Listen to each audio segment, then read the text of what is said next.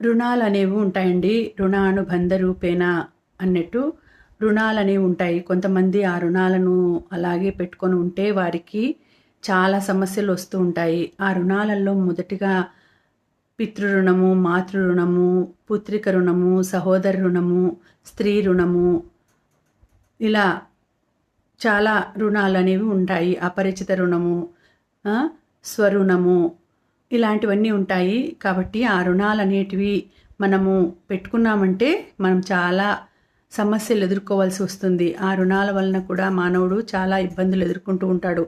ఏ రుణము లేకపోతే ఎటువంటి సమస్యలు లేకుండా హాయిగా ఉంటుంది. కానీ ఇటువంటి రుణాల వలన మనం చాలా ఇబ్బందులు ఎదుర్కొని చాలా అవస్థలు పడుతూ ఉంటారు. ఈ రుణాలు వలన ఇబ్బందులు ఎలా జరుగుతాయి అనేవి కూడా నేను తెలియజేస్తాను వచ్చే వీడియోల్లో. పితృ రుణం అనేది ఉందంటే చాలా ఇబ్బందులు ఉంటాయి.